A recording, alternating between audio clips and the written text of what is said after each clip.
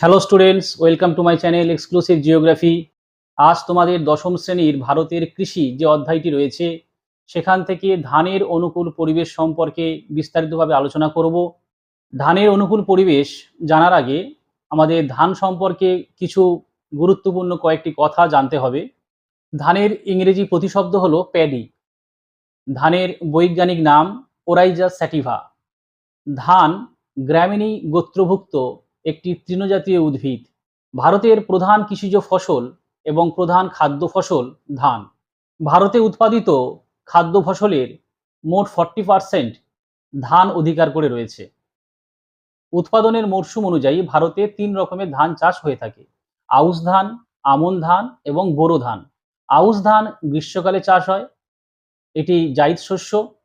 আমন ধান বর্ষাকালে চাষ হয়, এটি খারিফ শস্য। এবং বোরো ধান শীতকালে চাষ হয়, এটি রবি শস্য। আউশ ধান যেহেতু ভাদ্র মাসে তোলা হয় তাই এই ধানের আরেক নাম ভাদুই ধান। আমন ধান অগ্রহায়ণ মাসে তোলা হয় বলে আমন ধানের অপর নাম আঘ্রায়ণী ধান। ভারতে এই 3 প্রকার ধানের মধ্যে সবচেয়ে বেশি আমন ধানটাই চাষ করা হয়ে থাকে। এবার আমরা জানবো যে ধান চাষের অনুকূল পরিবেশ কি। ভারতে ধান চাষের অনুকূল পরিবেশকে প্রধানত দুটো ভাগে ভাগ করা হয়: প্রাকৃতিক পরিবেশ এবং অর্থনৈতিক পরিবেশ।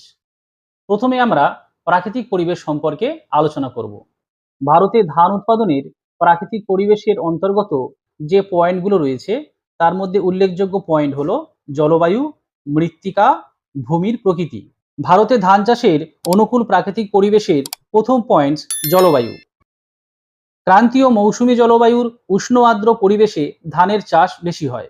কারণ যেহেতু ভারত একটি ক্রান্তীয় মৌসুমী জলবায়ুর দেশ, তাই ভারতে ধান চাষের উপযুক্ত পরিবেশ পাওয়া যায়। তাই ভারতে প্রচুর পরিমাণে ধানের উৎপাদন হয়ে থাকে। জলবায়ুর যে সমস্ত মূল উপাদান রয়েছে তাদের মধ্যে অন্যতম উপাদান হলো উষ্ণতা, বৃষ্টিপাত এবং আর্দ্রতা। তাই ধান চাষের প্রাকৃতিক পরিবেশের জলবায়ু পয়েন্টের মধ্যে 3টে সাব পয়েন্ট হবে: উষ্ণতা, বৃষ্টিপাত এবং আর্দ্রতা। তাহলে এবার আমরা দেখব যে ধান চাষের ক্ষেত্রে কতটা উষ্ণতার প্রয়োজন রয়েছে। ধান চাষের জন্য গড়ে 20 ডিগ্রি থেকে 30 ডিগ্রি সেলসিয়াস উষ্ণতার প্রয়োজন হয়। তবে ভারতে 15 ডিগ্রি সেলসিয়াস উষ্ণতাতেও শীতকালে বোরো ধানের চাষ হয়ে থাকে। বৃষ্টিপাত, ধান চাষের জন্য প্রচুর বৃষ্টিপাতের প্রয়োজন হয়, গড়ে 100 থেকে 200 সেন্টিমিটার। চারাগাছ বৃদ্ধির সময়ে গড়ে প্রতি মাসে 15 সেমি বৃষ্টিপাতের প্রয়োজন। যেহেতু ধান গাছে প্রচুর জলের দরকার হয় তাই ধান গাছকে আমরা তৃষ্ণার্ত ফসল বলতে পারি।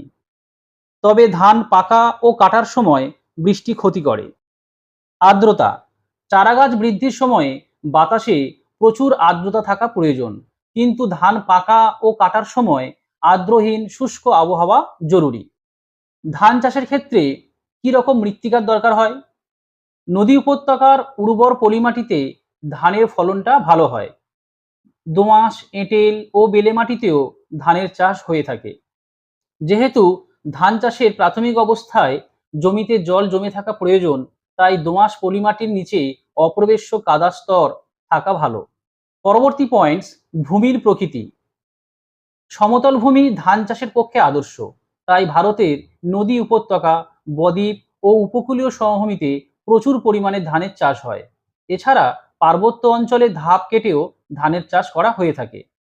তাহলে দেখলাম ধান চাষের অনুকূল প্রাকৃতিক পরিবেশগুলোর মধ্যে রয়েছে জলবায়ু, যার মধ্যে সাব পয়েন্টে রয়েছে উষ্ণতা, বৃষ্টিপাত এবং আর্দ্রতা, এবং সেই সঙ্গে প্রধান পয়েন্টের মধ্যে থাকছে মৃত্তিকা এবং ভূমির প্রকৃতি বা ভূমির ঢাল। এবার আমরা দেখে নেব ধান চাষের ক্ষেত্রে অনুকূল অর্থনৈতিক পরিবেশগুলো কি কি রয়েছে। অর্থনৈতিক পরিবেশের মধ্যে প্রথম পয়েন্ট শ্রমিক। যেহেতু ধান শ্রমনিবিড় ফসল, তাই ধান চাষের ক্ষেত্রে যন্ত্রের ব্যবহার খুবই কম দেখা যায়। চাষের জন্য জমি তৈরি করা, বীজ বপন করা, আগাছা পরিষ্কার করা, ধান কাটা, ঝাড়া প্রভৃতি কাজে প্রচুর পরিমাণে সুলভ এবং দক্ষ শ্রমিকের প্রয়োজন হয়। দ্বিতীয় পয়েন্ট, মূলধন। চাষিরা যাতে চাষের সময় উন্নত বীজ, সার, কীটনাশক কিনতে পারে তার জন্য যথেষ্ট পরিমাণে মূলধনের যোগান থাকা প্রয়োজন। তৃতীয় পয়েন্ট, জলসেচ।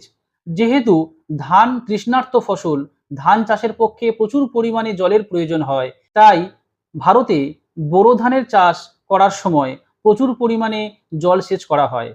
কারণ ভারতের জলবায়ু শীতকাল শুষ্ক প্রকৃতির। শীতকালে বৃষ্টিপাতের পরিমাণ অত্যন্ত কম। তাই বোরো ধান চাষ করতে গেলে জলের বিকল্প হিসেবে আমরা জলসেচের ব্যবস্থা করে থাকি। চতুর্থ পয়েন্ট, উন্নত বীজ, সার ও কীটনাশক। ধানের ফলন বাড়াতে অবশ্যই উন্নত বীজ, সার ও কীটনাশকের ভালো যোগান থাকা দরকার। পঞ্চম পয়েন্ট, পরিবহন। বর্তমানে ধান অনেক স্থানে বাণিজ্যিক ফসল হিসেবে পরিগণিত হয়েছে। উন্নত ও নির্ভরযোগ্য পরিবহন ব্যবস্থা এবং বন্টন ব্যবস্থা ধানকে আরও লাভজনক চাষে পরিণত করতে পারে। তাহলে আমরা দেখলাম ধান চাষের পক্ষে কি কি অর্থনৈতিক পরিবেশের প্রয়োজন হয়, যার মধ্যে উল্লেখযোগ্য পয়েন্টগুলি হলো শ্রমিক, মূলধন, জলসেচ, উন্নত বীজ, সার ও কীটনাশক এবং পরিবহন। এবার আমরা দেখে নেব ধান সংক্রান্ত কিছু গুরুত্বপূর্ণ তথ্য, যেগুলো পরীক্ষার জন্য অতি গুরুত্বপূর্ণ। এক নজরে ধান সংক্রান্ত গুরুত্বপূর্ণ তথ্য। ধান উৎপাদনে ভারত পৃথিবীতে দ্বিতীয় স্থান অধিকার করেছে।